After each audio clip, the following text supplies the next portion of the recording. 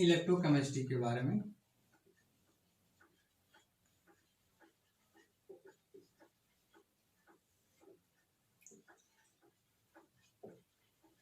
Lecture 1। Electrochemistry means, electro means होता है electron और केमिस्ट्री मीन्स होता है केमिकल, यानी केमिकल के आयन के थ्रू जो इलेक्ट्रॉन चेंज होते हैं, एक दूसरे में मूव करते हैं, उसके थ्रू जो एनर्जी जनरेट होती है, उसी एनर्जी की हम स्टडी करते हैं। एनर्जी की जो स्टडी करते हैं वो इलेक्ट्रोकेमिस्ट्री में हम करते हैं। लेकिन जो एनर्जी की स्टडी होती है वो 2 टाइप्स में होती है। एक होता है हमारा ट्रांसफर ऑफ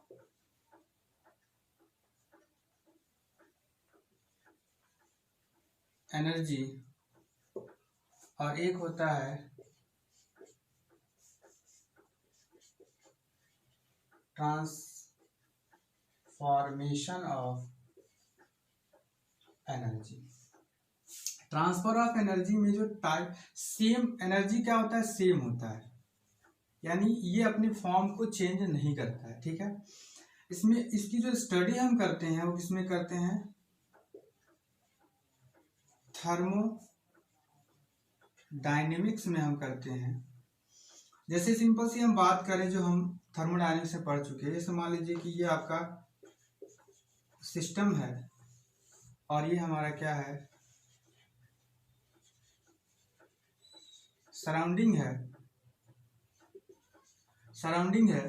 तो सिस्टम से सराउंडिंग के बीच में एनर्जी का क्या होता है, ट्रांसफर होता है।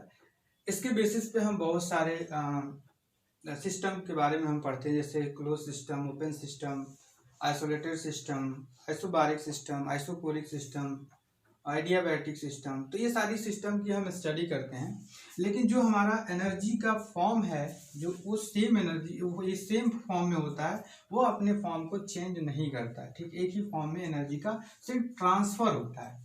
जबकि ट्रांसफॉर्मेशन में क्या होता है, एनर्जी अपने फॉर्म को चेंज करता है। सिंपल सी जैसे बात है आपका chemical energy transfer, electrical energy, ठीक है।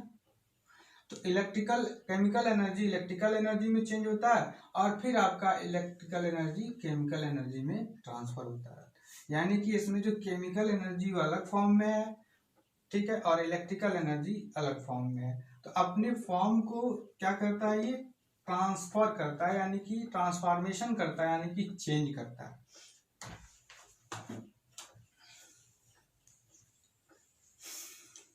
तो हम इसमें पढ़ते हैं क्या चीज, ट्रांसफर ऑफ एनर्जी। इसमें हम पढ़ते हैं ट्रांसफॉर्मेशन ऑफ एनर्जी।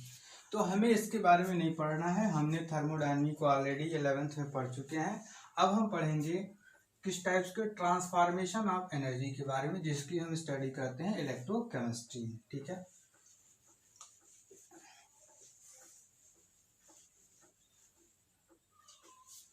तो इलेक्ट्रोकेमिस्ट्री में हम ट्रांसफॉर्मेशन ऑफ एनर्जी के बारे में पढ़ते हैं। और जो ट्रांसफॉर्मेशन ऑफ एनर्जी होता है,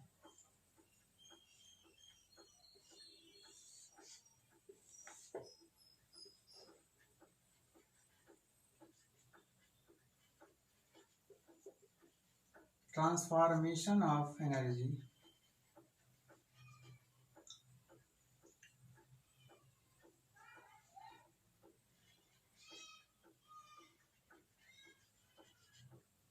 ये 2 टाइप्स का होता है। होते तो बहुत सारे हैं, लेकिन क्या है कि हमें 2 टाइप्स के ही पढ़ने हैं। Chemical energy converted into electrical energy, electrical energy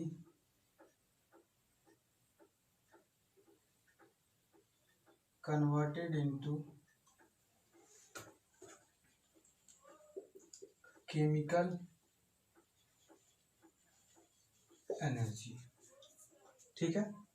तो इस टाइप्स के ट्रांसफॉर्मेशन की स्टडी हम करते हैं इलेक्ट्रोकेमिकल सेल में।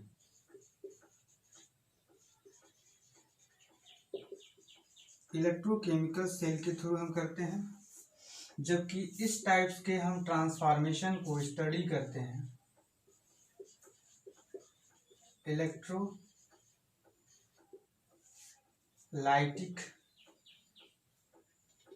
इलेक्ट्रोलाइटिक सेल में। ठीक है, इलेक्ट्रोकेमिकल रिएक्शन जो होता है, इलेक्ट्रोकेमिकल में जो होता है केमिकल रिएक्शन होता है, और वो केमिकल रिएक्शन कैसा होता है? स्पॉन्टेनियस होता है।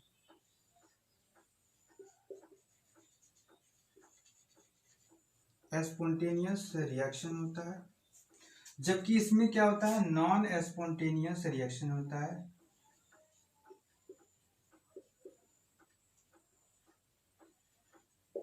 स्पॉन्टेनियस रिएक्शन होता है, नॉन स्पॉन्टेनियस रिएक्शन होता है। इसमें रिएक्शन अपने आप अकर करता है, और नॉन स्पॉन्टेनियस रिएक्शन जो है कि हमें कुछ ना कुछ एक्सटर्नल एनर्जी दे के हमें क्या करना पड़ता है? केमिकल रिएक्शन को आकर करना पड़ता है। यानी कि इसमें हमें रिएक्शन को करना पड़ता है, लेकिन जबकि इसमें क्या होता है कि रिएक्शन अपने आप होता है, इसमें हमें करना नहीं पड़ता है। तो जब स्पॉन्टेनियस रिएक्शन होता है, और किसमें होता है? रिडॉक्स रिएक्शन होता है, रिडॉक्स रिएक्शन में होता है।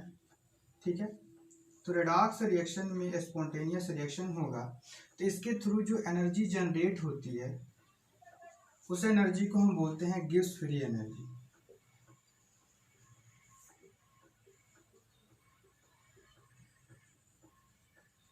क्या बोलते हैं इसको? Gibbs free energy. इसको हम बोलते हैं गिब्स फ्री एनर्जी। और ये गिब्स फ्री एनर्जी ही क्या करता है? आपका केमिकल रिएक्शन के थ्रू जो एनर्जी जनरेट होती है, केमिकल जो रिएक्शन के थ्रू जो एनर्जी जनरेट होती है, यानी गिब्स फ्री एनर्जी, यही एनर्जी ट्रांसफर होती है और कन्वर्ट होती है किसमें? इलेक्ट्रिकल एनर्जी में। ठीक है, तो यहाँ पे हमारा स्पॉन्टेनियस रिएक्शन होता है, और इसमें जो जैसे इलेक्ट्रोकेमिकल सेल की स्टडी हम जो करते हैं वो गैलोनिक सेल में करते हैं, या फिर हम वोल्टाइक सेल में करते हैं। किसमें करते हैं? गैलोनिक सेल में या वोल्टाइक सेल में हम इसकी स्टडी करते हैं। ठीक है,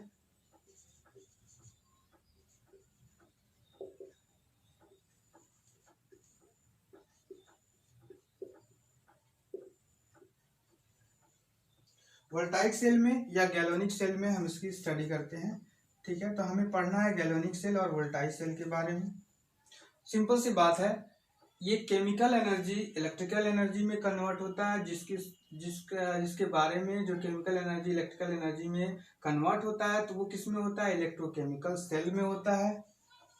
इलेक्ट्रोकेमिकल सेल में होता है। इलेक्ट्रोकेमिकल सेल में रिएक्शन कैसा होता है? स्पॉन्टेनियस रिएक्शन होता है। ठीक है, और स्पॉन्टेनियस रिएक्शन कैसा होता है? रिडॉक्स रिएक्शन होता है।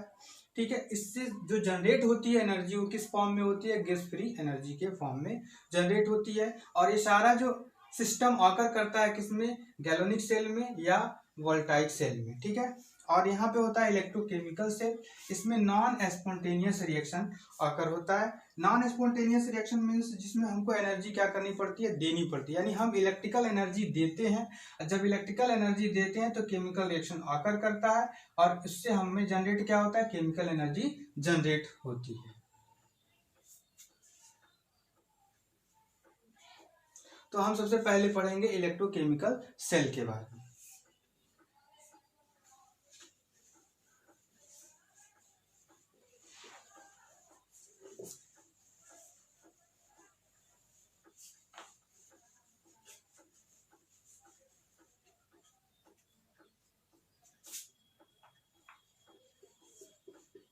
इलेक्ट्रोकेमिकल सेल, इलेक्ट्रोकेमिकल सेल के बारे में पढ़ेंगे। तो इससे पहले हमें देखना होगा कि इलेक्ट्रोड क्या होता है। ठीक है,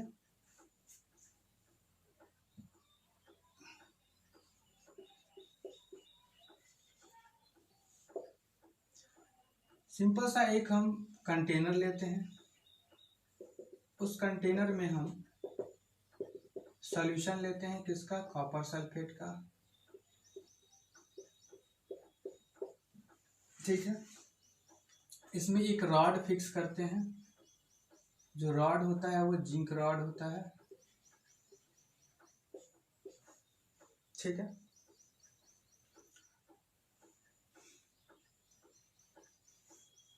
तो सबसे पहले हम क्या करते हैं, एक कॉपर सल्फेट का सॉल्यूशन लेते हैं, इसमें जिंक रॉड डीप कर देते हैं।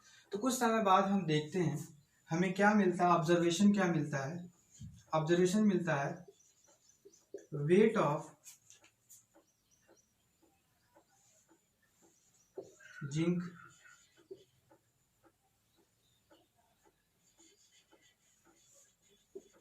Decrease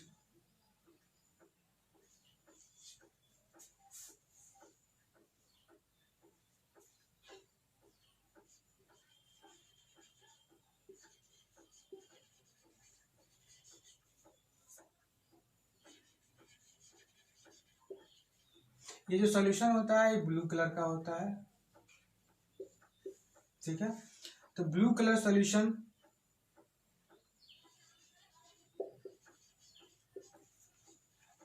disappear,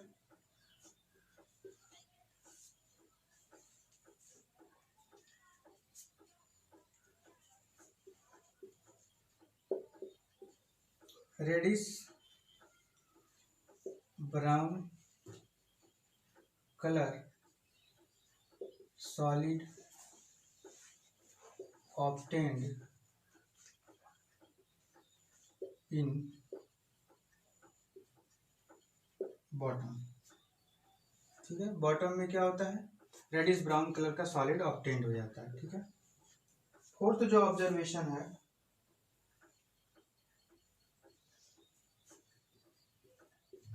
solution temperature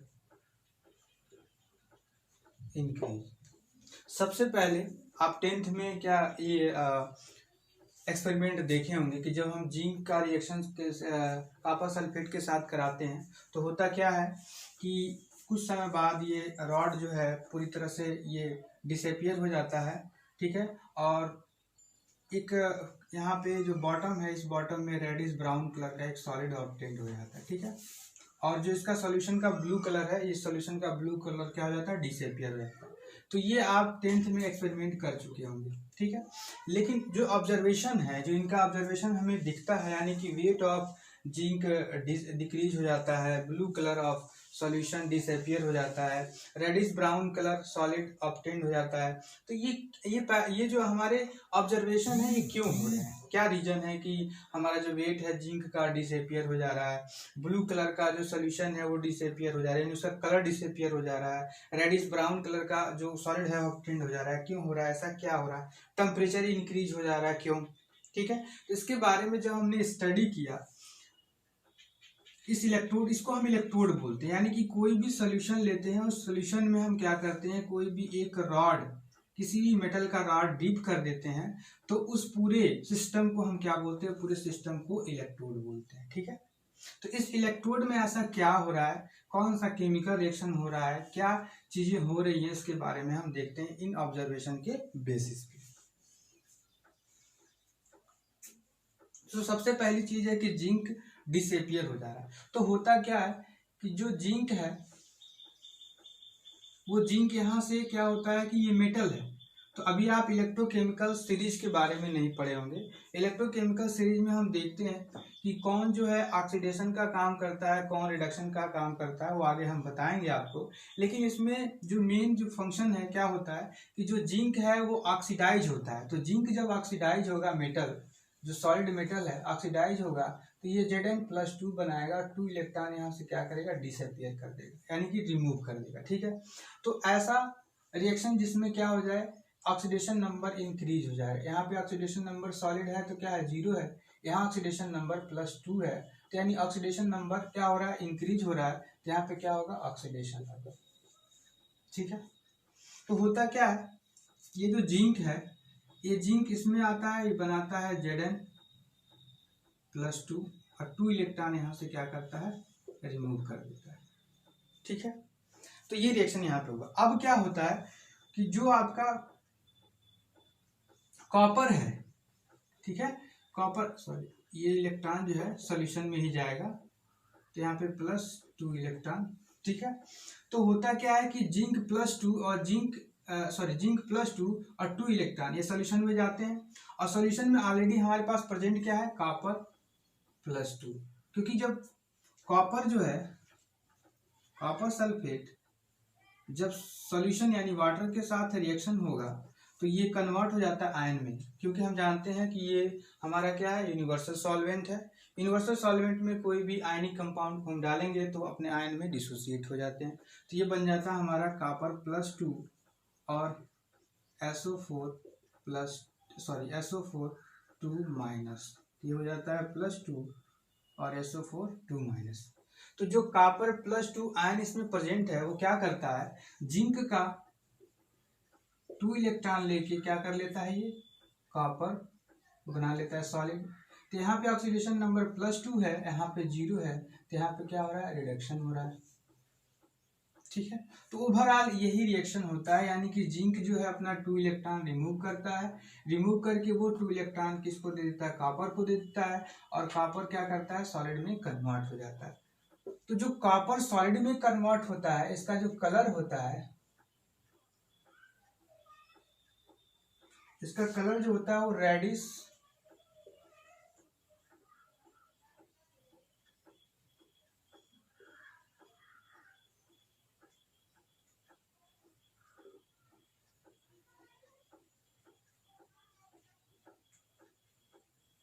brown colour का होता है। ठीक है, और जब आपका कॉपर इसके फॉर्म में था, प्लस आयन के फॉर्म में था, तब क्या था, ये ब्लू था, तब क्या था, ये ब्लू था। लेकिन कॉपर जब क्या हो गया, सॉलिड हो गया, तो ये रेडिश ब्राउन कलर का आ गया। अब क्या हो गया, जो सॉल्यूशन ब्लू कलर का था वो सॉल्यूशन में कॉपर है ही नहीं, तो कॉपर है नहीं तो ब्लू कलर क्या हो जाएगा, डिसअपीयर हो जाएगा। ठीक है, अब कौन आ गया सॉल्यूशन में, सॉल्यूशन में आपका जिंक आ गया।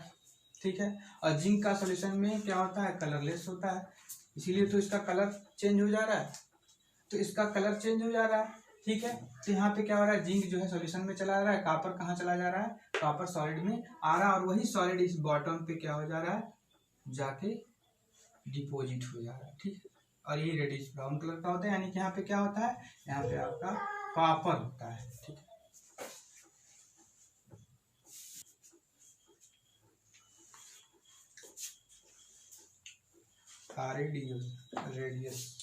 Reddish brown colour. ठीक है, रेडिश ब्राउन कलर का ये होता है। ठीक है, अब हम बात करते हैं सॉल्यूशन में टेम्परेचर। अब देखिए यहाँ क्या हो रहा है, एक तो आपका रिएक्शन ऑक्सीडेशन हो रहा है, एक आपका रिडक्शन हो रहा है। ओवरऑल अगर इस रिएक्शन को अगर हम क्या करें, ऐड करें, तो होता क्या है कि जिंक प्लस Cu+2 कन्वर्ट हो जाता है आपका Zn+2 और CuS सॉलिड। तो ये केमिकल रिएक्शन हो रहा है, और एक केमिकल रिएक्शन कैसा रिएक्शन है, एक रेडॉक्स रिएक्शन हो रहा है। तो रेडॉक्स रिएक्शन के थ्रू कुछ ना कुछ एनर्जी जनरेट होती है, और जब एनर्जी जनरेट हो रही है, इसका मतलब सिंपल सी बात है, कुछ ना कुछ एनर्जी जनरेट हो रही है। प्रूव कर रहा है, कौन प्रूव कर रहा है, प्रूव कर रहा है आपका टेम्परेचर। अगर टेम्परेचर इंक्रीज होगा, इट मीन्स क्या है कि इस केमिकल रिएक्शन से एनर्जी जनरेट हो रही है। ठीक है, यानी रेडॉक्स रिएक्शन यहाँ पे हो रहा है, तो कुछ ना कुछ एनर्जी जनरेट कर रहा है, और एनर्जी जनरेट कर रहा है तो टेम्परेचर इंक्रीज कर रहा है। अब यही एनर्जी क्या करता है, हमें केमिकल एनर्जी होता है, और इस केमिकल एनर्जी जो है कन्वर्ट होता है किसमें, इलेक्ट्रिकल एनर्जी में।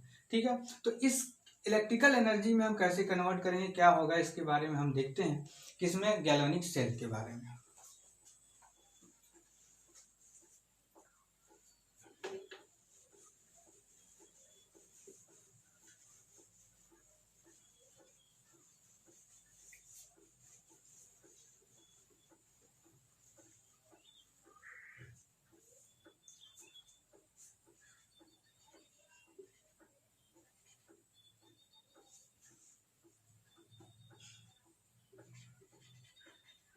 गैल्वेनिक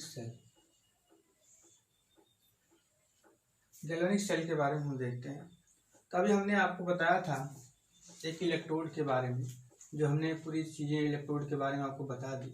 इसमें हम क्या करते हैं, 2 इलेक्ट्रोड लेते हैं इस सेल में। कभी भी सेल जो होता है आपका फुल इलेक्ट्रोड होता है, यानी कि 2 इलेक्ट्रोड से सेल बनता है, ठीक है।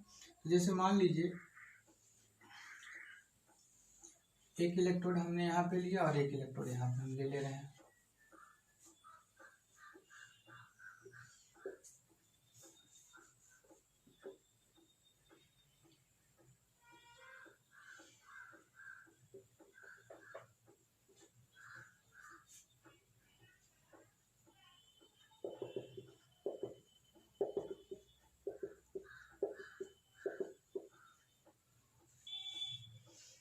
इसमें हम जो सोल्यूशन लेंगे वो लेंगे ZnSO4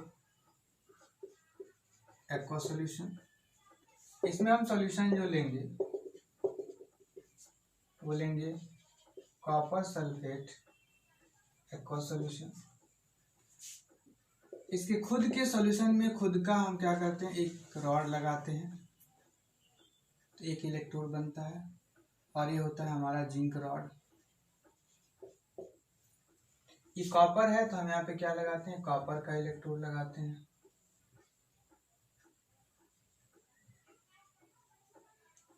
कॉपर का रॉड लगाते हैं।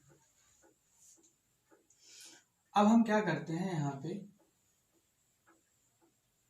एक बल्ब लगा देते हैं, ठीक है। यहाँ पे एक बल्ब लगा देते हैं। अगर ये बल्ब क्या हो जाएगा, अगर ये बल्ब मान लीजिए जलने लगेगा तो हम मान लेंगे कि क्या हो रहा है, हमारा जो केमिकल एनर्जी है वो इलेक्ट्रिकल एनर्जी में कन्वर्ट हो रहा है, ठीक है। तो हम देखते हैं इसके बारे में, स्टडी करते हैं, देखते हैं कैसे क्या होता है। तो ये हमारा क्या है, इलेक्ट्रोड है, और अगर वो एनर्जी जनरेट हो रही है तो कैसे जनरेट हो रही है, क्या है, उसके बारे में हम देखते हैं। तो होता क्या है कि ये आपका इलेक्ट्रोड है जिसमें हमने जिंक लिया और जिंक सल्फेट लिया और जिंक का रॉड लगा दिया, कॉपर लिया, कॉपर का जैसे ही हमने इसको एक बल्ब से कनेक्ट कर दिया, दोनों वायर को कनेक्ट किया, तो हमने देखा कि जो बल्ब है वो जल रहा है। इसका मतलब ये है कि केमिकल एनर्जी इलेक्ट्रिकल एनर्जी में कन्वर्ट हो रही है। लेकिन ये बल्ब थोड़े समय के लिए जलता है, उसके बाद ये क्या हो जाता है, मतलब कि वो बंद हो जाता है, यानी कि वो जलना बंद हो जाता है। इसका मतलब क्या है कि हमारा जो एनर्जी है वो थोड़े समय के लिए जनरेट हुआ और थोड़े समय के लिए केमिकल एनर्जी इलेक्ट्रिकल एनर्जी में चेंज हुआ, उसके बाद इसमें केमिकल रिएक्शन क्या हो गए, रुक गए। अगर केमिकल रिएक्शन लगातार होता रहता तो हमारा electrical energy chemical energy electrical energy में हमेशा कन्वर्ट होता रहता। लेकिन क्या हो रहा है कि बल्ब थोड़े समय के लिए जल रहा है, उसके बाद बल्ब क्या हो जा रहा है, बुझ जा रहा है। तो कुछ ना कुछ इसमें प्रॉब्लम है, इस सेल में भी प्रॉब्लम है। तो जब इसकी स्टडी की गई तो देखा ये गया कि यहाँ पे क्या हो रहा है, ये सॉल्यूशन है, इस सॉल्यूशन में आपका क्या है, इस सॉल्यूशन में आपका Zn+2 के फॉर्म में है। अब क्या होगा कि इस इलेक्ट्रोड से आपका क्या होगा कि Zn+2 आएगा और यहाँ से इलेक्ट्रॉन आपका 2 इलेक्ट्रॉन चला जाएगा, ठीक है। और इस वाले सिस्टम में क्या है, यहाँ पे कॉपर+2 में है। जो इलेक्ट्रॉन यहाँ से निकल रहा है वो इलेक्ट्रॉन यहाँ पे आएगा और ये क्या करेगा, जो कॉपर+2 है ये 2 इलेक्ट्रॉन लेके बना लेगा क्या चीज, कॉपर बना लेगा, ठीक है। तो देखिए यहाँ पे केमिकल रिएक्शन क्या हो रहा है कि Zn जो है वो कन्वर्ट हो जा रहा है Zn+2 में और ये चला जा रहा है एक्वस सोल्यूशन में, ठीक है। यहाँ पे क्या हो रहा है कि सॉल्यूशन का जो कॉपर+2 है वो 2 इलेक्ट्रॉन लेके क्या हो जा रहा है, यहाँ पे कॉपर S बन जा रहा है और ये यहाँ पे जाके क्या हो रहा है, एक लेयर का फॉर्मेशन कर रहा है, डिपॉजिट हो जा रहा है यहाँ पे, ठीक है। अब क्या है, इसका मतलब ये है कि इस इलेक्ट्रोड से जिंक बार बार निकल रहा है, तो जब बार बार निकल रहा और यहाँ पे क्या हो रहा है, कॉपर जाके यहाँ पे डिपॉजिट हो रहा है। इसका मतलब ये है कि कुछ समय बाद क्या हो जाएगा, कुछ समय बाद जो ये इलेक्ट्रोड में हम अगर देखेंगे, स्टडी करेंगे, तो होता क्या है कि जो हमारा रॉड है इसका डिप्लेशन हो जाता है, ये धीरे धीरे क्या हो जाता है, धीरे धीरे आपका डिप्लेशन हो जाता है और ये सॉल्यूशन से इसका जो कनेक्शन है, जो कनेक्टिंग है, ये क्या हो जाता है, ब्रेक हो जाता है। यानी कि अब ये सॉल्यूशन से कनेक्ट नहीं रहता है तो हमारा सर्किट इनकम्प्लीट हो जाता है। तो इस तरह से हमारा जब इनकम्प्लीट हो जाएगा तो इलेक्ट्रिसिटी उसमें प्रोड्यूस नहीं होगी। पहला तो ये रीजन है। दूसरा ये है कि जैसे मान लीजिए जब एक आपका जिंक प्लस सॉल्यूशन में आएगा तो इस सॉल्यूशन का चार्ज क्या हो जाएगा, इस सॉल्यूशन का जो चार्ज हो जाएगा, देखिए पहले क्या था कि पहले हमने सॉल्यूशन में, कोई भी सॉल्यूशन होता है जब हम उसमें घोलते हैं तो जिंक प्लस जितना होता है उतना ही सल्फेट माइनस होता है, यानी कि हमारा जो सॉल्यूशन होता है न्यूट्रल होता है। लेकिन जैसे ही इस इलेक्ट्रोड से एक जिंक सॉल्यूशन में जाएगा तो सॉल्यूशन हमारा क्या हो जाएगा, सॉल्यूशन हमारा पॉजिटिव हो जाएगा। ठीक है, अब सॉल्यूशन क्या हो गया, पॉजिटिव हो गया। और जब कॉपर क्या हुआ, कॉपर के पास जब 2 इलेक्ट्रॉन गया और उसने क्या किया, 1 + 2 को लेके न्यूट्रल कर दिया और यहाँ कॉपर बना दिया। इसका मतलब यह है कि +2 की वैल्यू क्या हो गई, कम हो गई। तो इसके कंपेयर अगर हम करें तो इस सॉल्यूशन का क्या होगा, इस सॉल्यूशन का जो चार्ज होगा वो निगेटिव हो जाएगा। क्या हो जाएगा, निगेटिव हो जाएगा। और इसका क्या होगा, इसका पॉजिटिव हो जाएगा। तो सॉल्यूशन पॉजिटिव है, ये सॉल्यूशन क्या है, निगेटिव है। क्यों निगेटिव है भाई, और ये क्यों पॉजिटिव है, 1 जिंक + 2 जब सॉल्यूशन में गया, पहले सॉल्यूशन न्यूट्रल था, एक भी अगर पॉजिटिव चार्ज आएगा तो ओवरऑल सॉल्यूशन क्या हो जाएगा, पॉजिटिव हो जाएगा। ठीक है, 2 इलेक्ट्रॉन यहां से इस इलेक्ट्रोड में गया, उसने कॉपर +2 से 2 इलेक्ट्रॉन लेके क्या बना लिया, कॉपर सॉलिड बना लिया।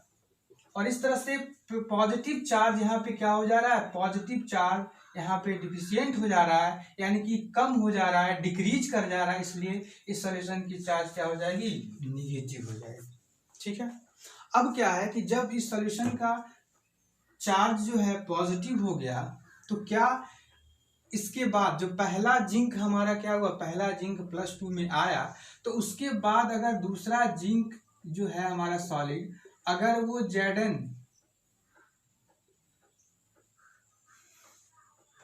Zn +2 और 2 इलेक्ट्रॉन अगर रिमूव करेगा तो ये बताइए क्या ये 2 इलेक्ट्रॉन ये यहां से यहां ट्रांसफर करने देगा, जाने देगा, नहीं जाने देगा। क्यों, क्योंकि इस पॉजिटिव और इस निगेटिव के बीच में क्या हो जाएगा, इंटरैक्शन लगने लगेगा। और इसी इंटरैक्शन यानी अट्रैक्टिव फोर्स को हम क्या बोलते हैं, इसी अट्रैक्टिव फोर्स को हम क्या बोलते हैं, इलेक्ट्रोड पोटेंशियल बोलते हैं। ठीक है, जब आपके सॉल्यूशन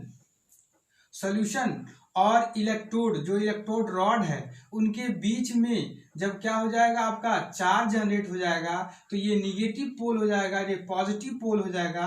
और 2 पोल के बीच में क्या होता है, 2 पोल के बीच में कभी भी इलेक्ट्रोड पोटेंशियल जनरेट हो जाता है। ठीक है, क्योंकि इंटरेक्शन होगा। अब ये अट्रैक्शन की वजह से क्या करेगा, ये पॉजिटिव इस इलेक्ट्रॉन को इधर मूव करने नहीं देगा। और जब इलेक्ट्रॉन सर्किट में मूव नहीं करेगा तो करंट कैरी नहीं होगा। है बात समझ में।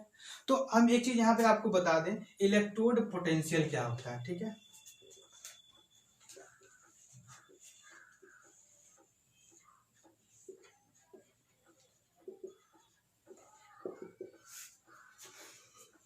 The potential difference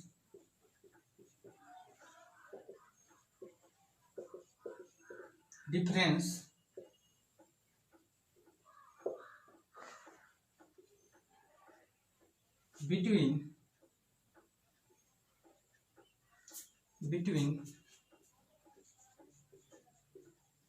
electrode rod and electrolytic solution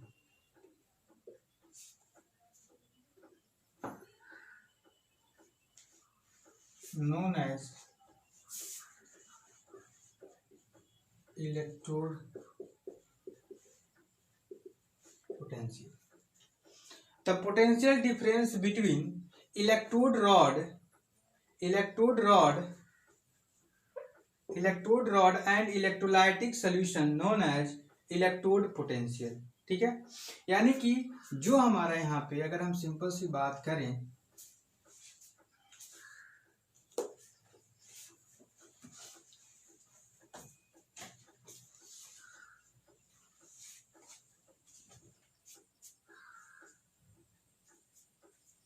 potential, simple सी बात है कि ये हमारा सॉल्यूशन है।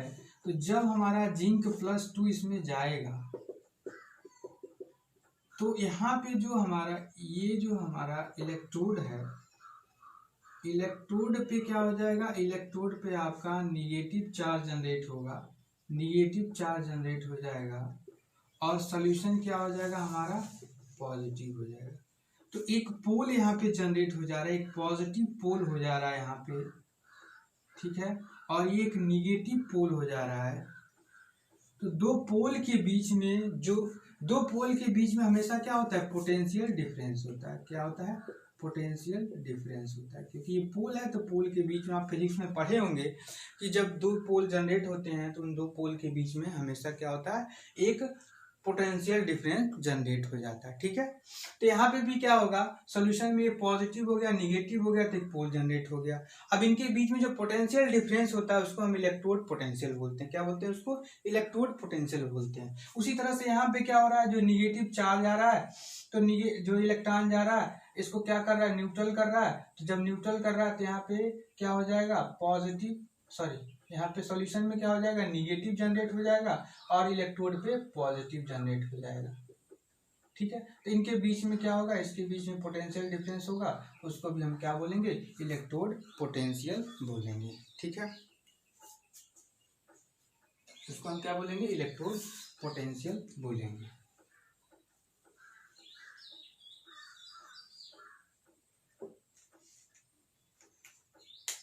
तो जो बल्ब था थोड़े समय के लिए जला, उसके बाद क्या हो गया, उसके बाद आपका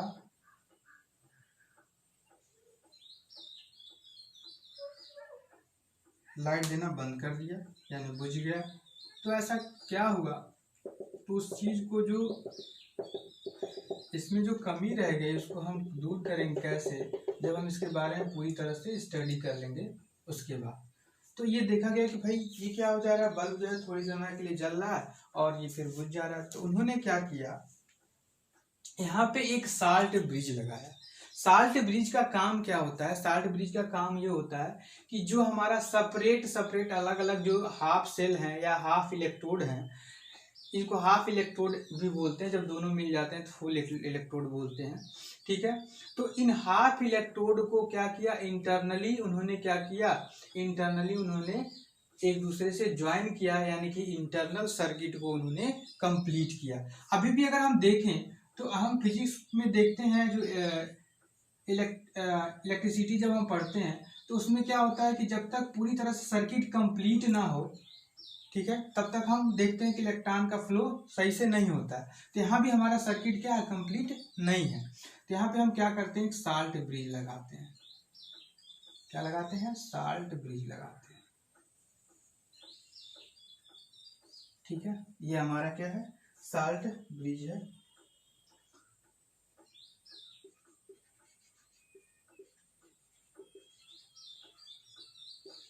साल्ट ब्रिज है।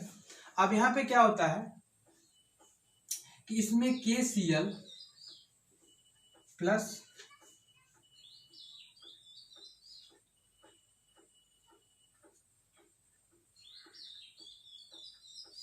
KNO3 का सॉल्यूशन लेते हैं, ठीक है, या फिर KCl या NaCl ले लेते हैं, KNO3 का सॉल्यूशन लेते हैं, किसके साथ, अगर अगर सॉल्यूशन के साथ, अगर सॉल्यूशन लेते हैं। ये एक तरह का क्या होता है, एक तरह का आपका ये जेली टाइप का होता है, ठीक है।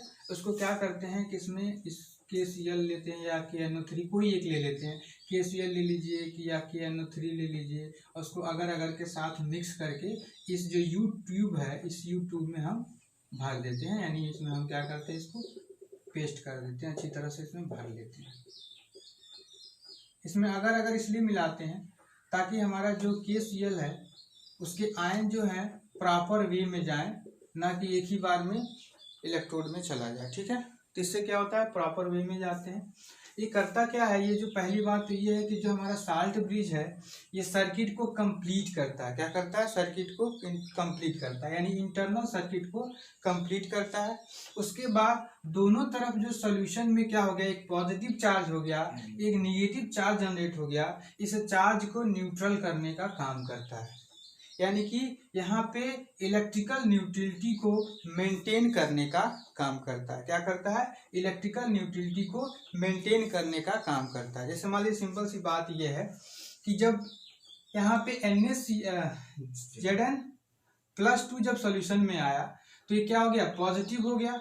अब जब पॉजिटिव चार्ज इस सॉल्यूशन में जनरेट हो गया है तो यहाँ पे क्या आएगा, Cl- आएगा। और Cl- क्या करेगा, Cl- उस पॉजिटिव चार्ज जो एक्सेस में हुआ है, जो जनरेट हुआ है, उसको न्यूट्रल करेगा। ठीक है।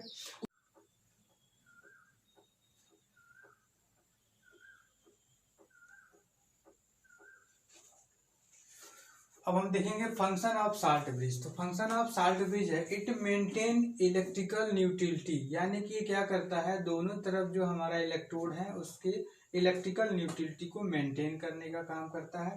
कंप्लीट इनर सर्किट, जो हमारा इनर सर्किट पहले क्या था, कंप्लीट नहीं था, अब इनर सर्किट को या इंटरनल सर्किट को कंप्लीट करने का काम करता है। It prevent the liquid junction potential, ये क्या करता है, दोनों लिक्विड के जंक्शन को, पोटेंशियल को प्रिवेंट करता है, मतलब दोनों जंक्शन को मिलने से रोकता है। ठीक है। और उनके बीच में एक कनेक्शन, यानी कि दोनों को जोड़ने का काम करता है। ठीक है। यानी कि एक तरह से वो ब्रिज का काम करता है, पुल का काम करता है। Note, ionic mobility of cation and anion should be same in electrolyte. जो भी इलेक्ट्रोलाइट हम ले रहे हैं साल्ट ब्रिज में, जिसको हम इनर्ट इलेक्ट्रोलाइट भी बोलते हैं, तो उनका क्या होना चाहिए, आयनिक और केटायनिक और आयनिक दोनों का, केटायन एंड आयन जो भी है पॉजिटिव निगेटिव जो आयन बनेंगे, उन आयन की मोबिलिटी या आयनिक रेडियाई क्या होना चाहिए, सेम होना चाहिए। ठीक है। अगर मान लीजिए एक की साइज छोटी है और एक की साइज बड़ी है, तो जो छोटा होगा वो फास्ट मूव करेगा, जो बड़ा होगा उसकी मोबिलिटी क्या होगी, कम होगी। तो इस तरह से इलेक्ट्रिकल न्यूट्रलिटी मेंटेन नहीं हो पाएगी। ठीक है। साल्ट ब्रिज का डेफिनेशन यहाँ पे हम लिख दे रहे हैं। साल्ट ब्रिज का डेफिनेशन क्या होगा, it is inverted U shaped tube, it is inverted U shaped tube filled with inert electrolyte. ये क्या होता है, एक यू शेप्ड का ट्यूब होता है जिसमें इनर्ट इलेक्ट्रोलाइट को हम क्या करते हैं, फिल करते हैं।